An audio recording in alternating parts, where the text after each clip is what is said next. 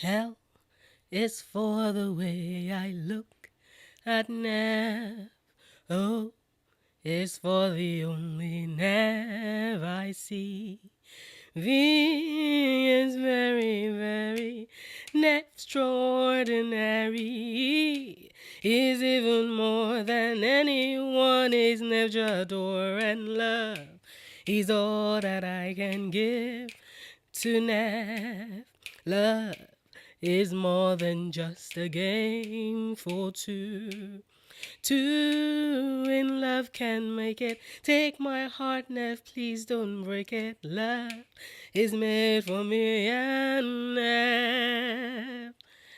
Yes, people, it is finally time for the queen herself to take the spotlight. You ready?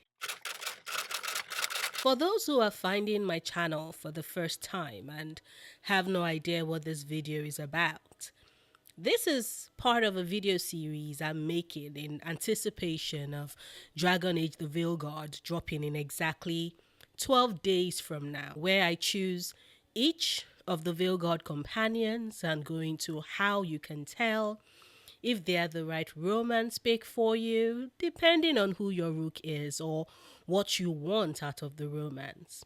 Which is a great way for me to add that, yes, some people, me included, look forward to these romances in video games. If it's not for you, if you're in it for only the story, the world building, or even the combat, that is fine.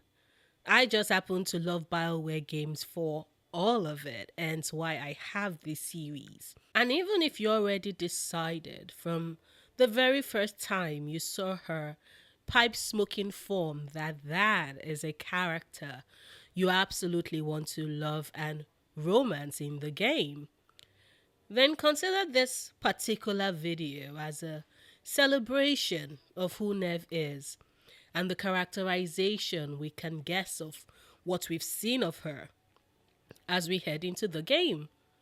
Oh, and this will be spoiler free, of course. The only things I'm going to address and the clips I'm going to show are the ones we saw before the lift of the embargo, so consider this a spoiler free zone. But before I dive into the video proper, hello, I'm Noria, and I like to talk about characters and themes and stories across various mediums: movies, TV shows, books, anime, and video games. If that sounds like your jam, do check out some of my other videos. If you like what you see, don't forget to hit subscribe. In addition, if you would like to watch my Dragon Age the Veilguard playthrough, where I intend to share my unfiltered thoughts and hopefully joy and glee as I dive into the game, then consider subscribing to my second channel, PS It's Noria, where I will be dropping all my gameplay videos. The link to that will be in the description box. With that out of the way, let's move into how to tell if Neve Gallus is the love interest pick for you come Veilguard Day. Starting with the very obvious one. If you're a fan of that very popular meme, I'm not locked in here with you, you're locked in here with me, then Neve Gallus is most certainly your girl. The first time we meet her in game, she's smiling, cocky, and confident about the idiotic Venatori agents who thought that they had her cornered and were unaware that she'd set the stage herself to be kidnapped by them for her own investigative purposes. By the time Rook gains access to where she was being held, her abductors are frozen solid and she's ready to go on about her day. She's clearly the type of character who thinks the long game, loves to lay down her traps to lure her unsuspecting prey in and then strike. If that is the type of character you enjoy, if you know your rook will be smiling like a love-struck fool when she's hatching her plans and carrying them with the finesse that is fitting for her beautiful, beautiful mind, then Neve Gallus is definitely the romance pick for you. Now, This next one really only applies to eldest daughters. Bonus point if you grew up in or were raised within a community that placed this burden on you. If you're one of those eldest daughters who always had to bear the responsibility of looking after your younger siblings, whose job it was to lead the way and basically direct them in the choices they make. If you were the eldest daughter who felt like life was pressing down on you and you just needed to breathe or needed someone else to help you with that burden. If you're someone who needed to heal from that, to heal your inner child from always thinking that you have to absolutely have everything handled on your own, then consider romancing Neve Gallus. Like I mentioned with Belara and with Lucanus, I do see some of the companions as a chance to heal hurts and slights and baggage we've carried since we were children.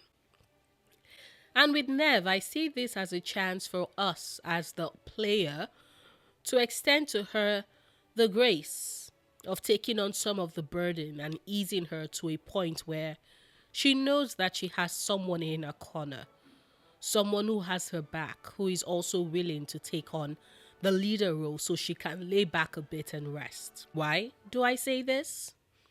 Because personally, I get big lone wolf energy from her. She believes that she has to save the world, that she has to rid the world of injustice.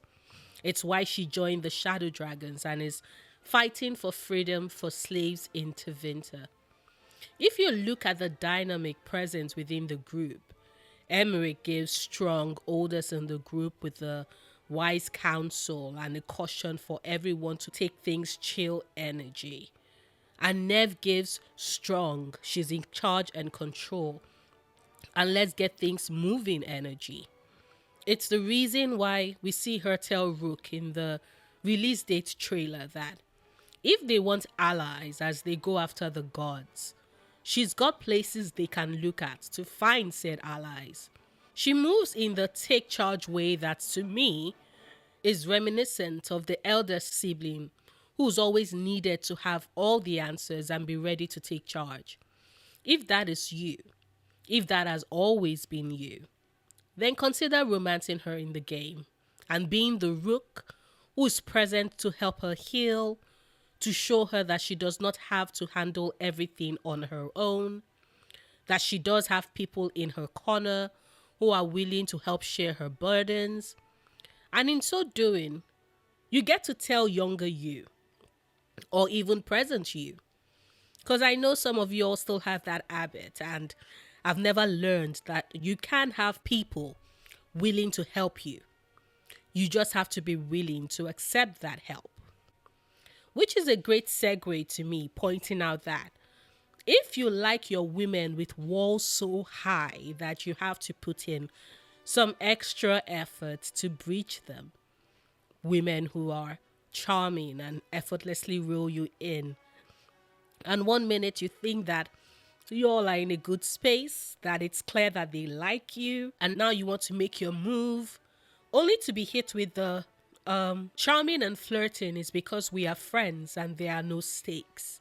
Now that things are going into very serious territory, I'll be taking several steps back. If that is your type, and can you all tell that that is my type, in fictional stories at least, then consider Neve Gallus as your romance pick. You see that line she tells Rook, "You and me, Rook, that's what scares me."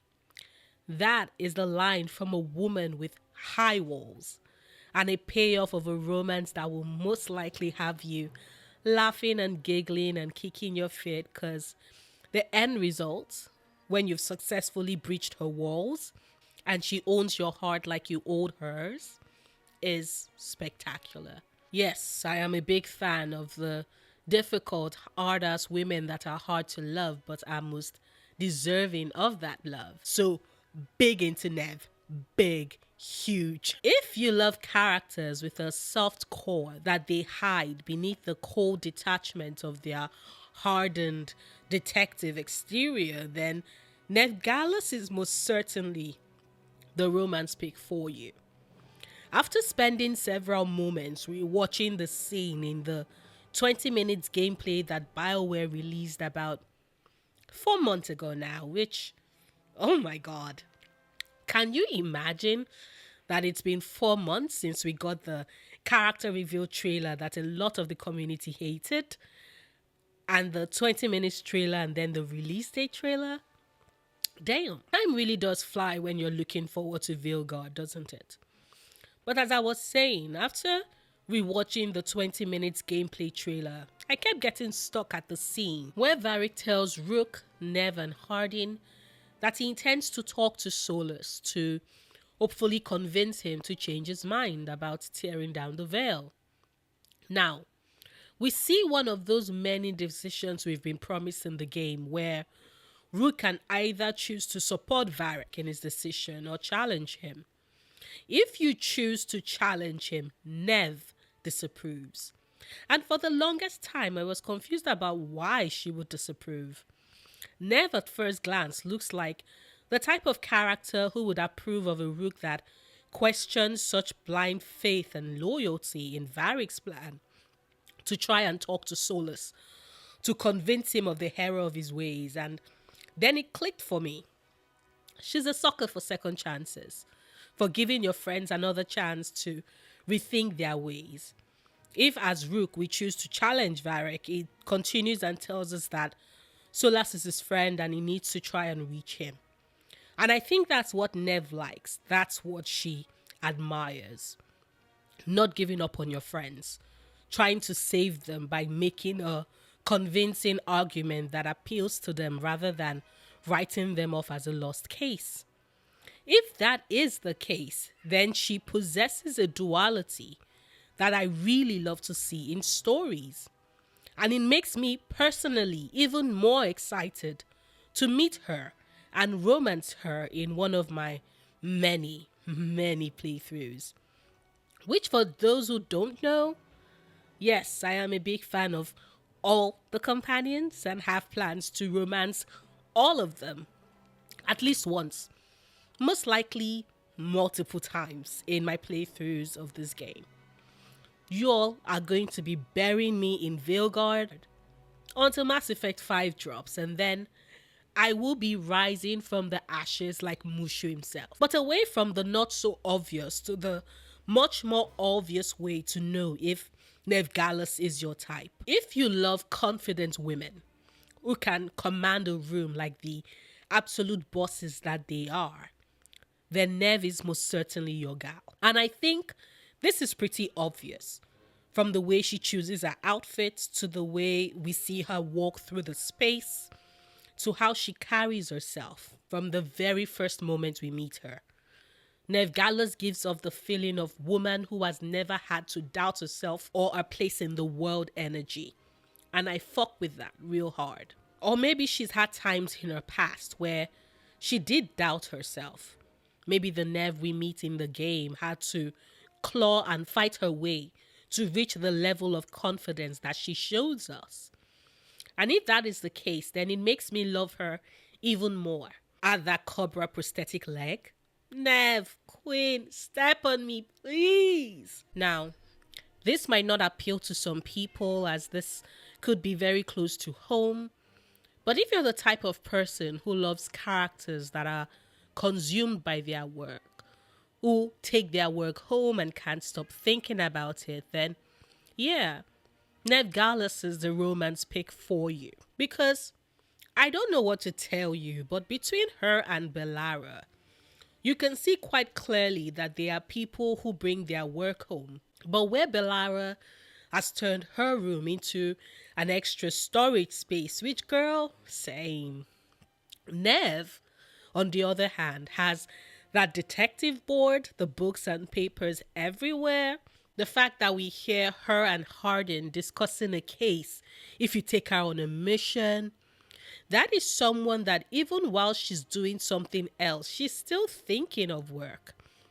That might not be everyone's cup of tea, but I really love when a character is so invested in what they do that you're the one who has to remind them to step out of their room, to feel the sun on their face, to take a day off. Now, Do I intend to craft a carefree purple rook that is all about play, where rather than work, she would instead choose to spend the day lazing around? And so would be a great contrast to Neve's I'm all about work lifestyle? Yes, I do. If you've been unsure of your characterization for Rook and had plans to romance Neve, but were still unsure of who your Rook would be, and now I've set some thoughts off in your head for you to consider, you're welcome. What can I say except you're welcome? And finally, if you love characters with a one-track mind, willing to see a mystery to its very end, who will pursue a villain to the ends of the earth and move to the depths of hell to save her friend, then consider Neve Gallus. She's been chasing Sola since the missing, and she still shows up doing just that in Vows and Vengeance. That is dedication. And I know you're about to say, well, Hardin and Varric have been doing the same, so what's the big deal? And to that I will point out that Neve's got no skin in this game. Solas is a job to her. To Hardin and Varric is a friend and former confidant they are trying to save. There's justification for why they are not giving up. Neve, on the other hand, is a very special blend of stubborn will stick to you like glue until she's nabbed your ass, girl. And that is a character I adore. But that's me. What about you? Do you love Neve? Are you looking forward to romancing her, even if it's not in your first playthrough? Do you agree or disagree with any of the things I've said? Let me know in the comments. I do love to read them. And now we've reached the final stretch, and it's a toss-up between Tosh and Hardin. So vote for whose video you want to see next in the comments as well. Hit the like button if you enjoy what I've had to say, and hit the dislike button if you didn't enjoy it. Either way works for me. However, if you did enjoy the video and want others to see it so we can preach Neve supremacy, then do consider sharing this video. It helps me reach a wider audience, which helps my channel grow and is incredibly supportive of my content. Speaking of support, a huge thank you to my patrons who are so instrumental in helping me keep the lights on. Thank you all. If you'd like to support me on Patreon, the link to do so is in the description box. I make new videos 3 times a week, Mondays, Wednesdays, and Fridays. Whilst you wait for new content from me, do check out my Veil God Romances playlist, which is the series this video belongs to. So far, I've done Emmerich, Belara, Lucanus, Davrin, oh god, my fingers, and now Neve. Until next time, do remember, obsessing over the things you love, perfectly valid coping mechanism.